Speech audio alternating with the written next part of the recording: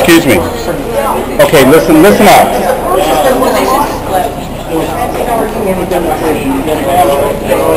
Okay, excuse me. You can't be blocking us. Pardon me. As a person that was on the flotilla, a flotilla that was organized by people that we have right here that have been a part of the Free Gaza movement for the last 2 years, I want to say as a person that was on that flotilla, that what was done by the Israeli military was a crime.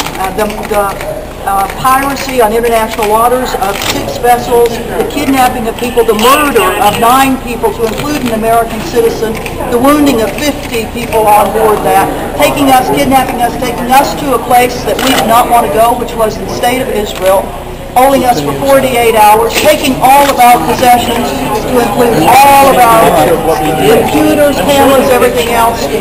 It's a criminal act, and what Representative Sherman is doing is saying we're the criminals is wrong, and we are the ones that are here to protest what he is doing, which is jeopardizing the national security of the United States by saying that no members of the parliaments of European countries that were on those boats should ever be allowed to come to the United States.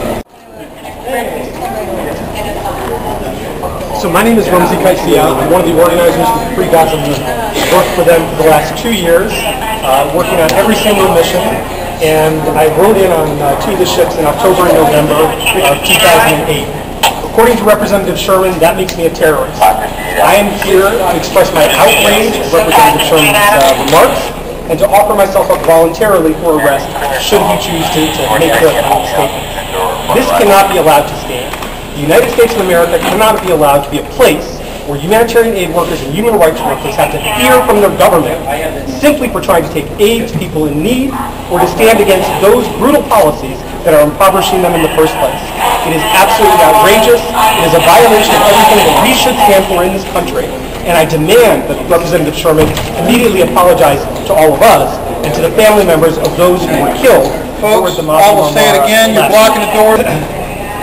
There are no circumstances whatsoever under which ordinary citizens should feel intimidated. Pardon me, I'm walking through. Thank you. You guys are blocking the office here. This is a member's Congress's office here. You guys need to move down farther down the hallway. Turn around and move down the hallway. Well, yes, I'd like to say that this young 19-year-old gentleman was found with 5 bullets in him, 5 bullets, front and back. The 9 people that were killed had over 30 bullets that were in their bodies, 30 bullets. There were 3 that were shot right between the forehead, right between the eyes. They were assassinated by Israeli commandos, one of whom was the man that ran the internet, for the press room, for the 20 big computers that were on board that were uploading all the reporters. We had over 70 reporters that were on board those ships that were filing stories all over the world.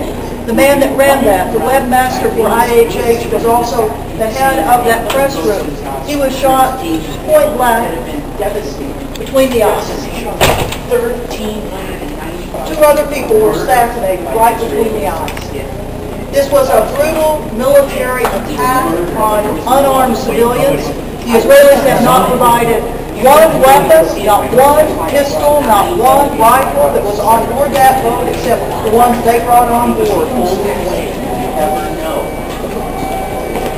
It was a disproportionate use of force to any threats. There were no threats actually coming from any of those boats. And what the Israeli military did was criminal an act and an intent. We demand that instead of asking or telling us we should be arrested for what we do, we demand that a representative of the United States of America, a congressman, hold accountable a government that has murdered a U.S. citizen, that has kidnapped hundreds of people and imprisoned them unlawfully. That's what we demand out of our Congress. Instead of a congressman like Congressman Brad Sherman saying that we are the ones that should be arrested. My name is Susan Karen. I'm the volunteer coordinator for Free Gaza. I just spoke to Representative Sherman's assistant. He's on the phone right now. and is unable to talk with us. I asked them if any of them wanted to do a citizen arrest, and they don't. So what we've also decided to do is do a memorial to the people that were killed on the mob in Marmara. So this is actually from the Free Gaza. It's a public statement that we've made. The Freedom Flotilla lost 9 members of our beloved community on the mob in Marmara. Their sacrifice is one of the reasons that we have the courage and conviction to come out here today. We do not want them to be forgotten. Their efforts to be ignored, or even worse, vilified. We don't want that. In the dark early hours of May 31st, Israel launched a commando and Navy attack on 6 unarmed civilian ships carrying humanitarian aid in the international waters of the Mediterranean Sea, opening fire before they landed. We in the Free Gaza movement would like to offer our deepest sympathy to the people of Turkey, and particularly to the 9 families who have lost loved ones. 28 have lost their families due to the Israeli attack on the Mavi Marmara. Based on preliminary autopsy reports, 2 men were shot 4 times each, and 5 others were either shot in the back of the head or the back. According to several eyewitnesses, one victim was a photojournalist who was shot in the head as he was videotaping the assault. That was who Ann mentioned.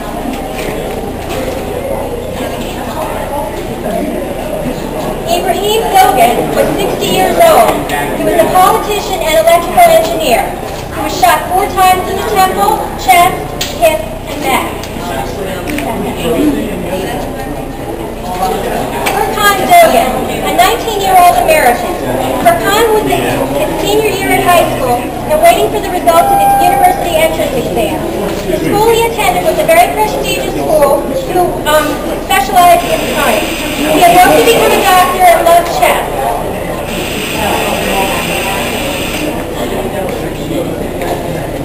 Genghis Akyu, he was 41, married, and he leaves behind 3 children.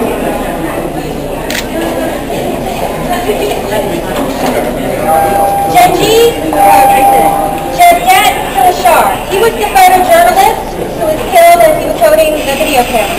He leaves behind a wife and 2 children. Chetan Kapsulolo, a former amateur soccer player and coach for Turkey's Taekwondo team. His wife was aboard the Marmara and she survived. She has said that she will go on future flotillas. Chetan was 55. I want to hold that one. I know the wife of this gentleman. She and I had a lengthy conversation a day before he was killed. This is Nezdat Yiladran. He was actually an IHH aid worker. He has a wife and a 3-year-old daughter named Melanie.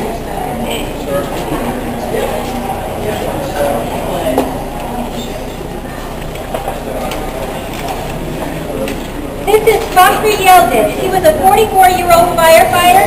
He leaves behind a wife and 4 sons.